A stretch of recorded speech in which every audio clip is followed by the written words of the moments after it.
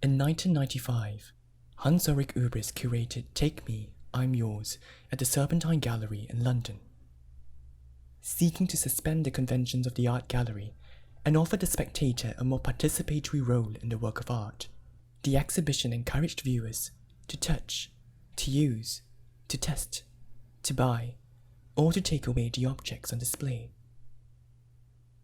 A review in Art Monthly called the exhibition little more than a novel experience of being able to act in an art gallery as one would in a kid's playground. A hodgepodge of gimmicky ideas, said another reviewer from Frieze, complaining that the viewer's participation is rewarded with some worthless gesture or rubbish souvenir. The year is 2015.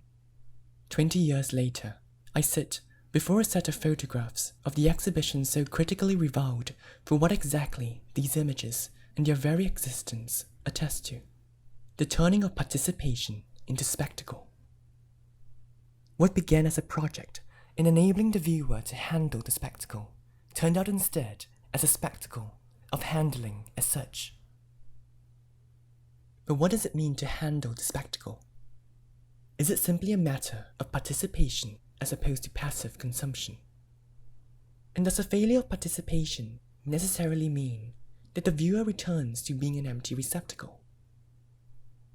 Looking at the photographs, it strikes me that perhaps one does not need to choose between one or the other, between the figures of artist and spectator, producer and consumer, for between the two lies an underlying third term: labor. Specifically, the labor as performed by the stretch of the hand that shows us that prior even to the act of consumption is the primal labor of bodily expenditure, by which the body in consuming is put to work. Far from describing a children's playground then, these are images that depict the audience in various states of hard labor, handing over as much of themselves as they take from the show. They are bodies reaching out for other bodies, such that participation, if it happens, is that of neither the artist nor the spectator defined as subjects, but of matter and matter. Look, as amidst piles of second-hand clothes, a man, incidentally the artist Christian Boltanski, bends forward in a hunch that recalls the hunter-gatherer stooping towards the ground as he forages for sustenance. The scene reminds us that before the invention of the modern storefront, shopping was less an activity of the eye than the hand, involving all the messy tactility of handling the commodity as an indelicate clump of mass.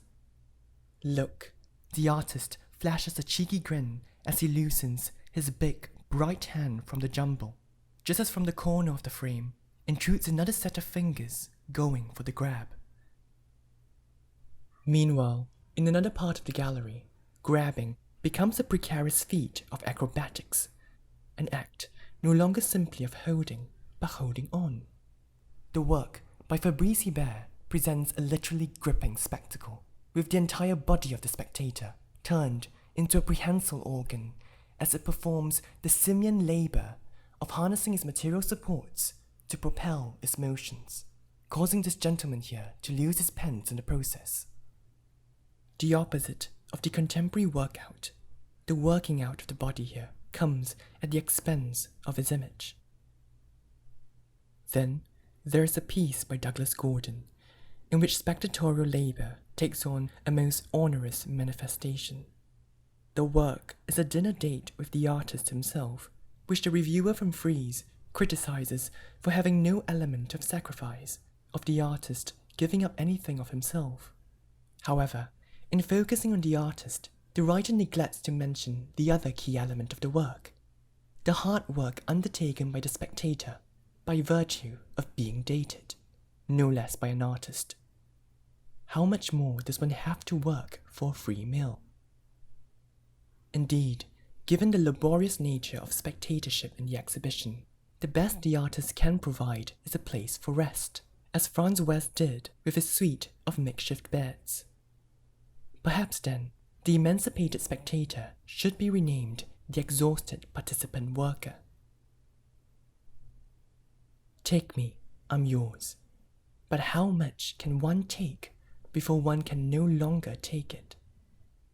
How much can one take the taking in a world where there is simply too much to take? 20 years on, the moment for participatory art seems to have elapsed, but this is not due to the disappearance of participation itself, but the replacement of the hand by the finger as the organ of participation. The finger that instead of grabbing, points, counts, selects, clicks, participating by way of a distance that manages the exertions of the body while obliterating its material traces. In fact, this shift was presaged by the exhibition back in 1995, when it launched a website hosted by Absolute Vodka, possibly one of the first of its kind, providing a virtual counterpart to the physical show. The website no longer exists. I tried requesting from the archives a screenshot or some image remnant of it, but the search expectedly returned no results. The website may as well have never existed. In light of this, Take Me, I'm Yours reads today less like a utopian celebration of the presence of the hand in the art gallery than its swan song on the eve of its disappearance from public life. It testifies to the hardship of spectator work, just as it anticipated in its time its increasing withdrawal from visibility. It opens with the kleptomania of a jumble sale and ends with the pressing of a button.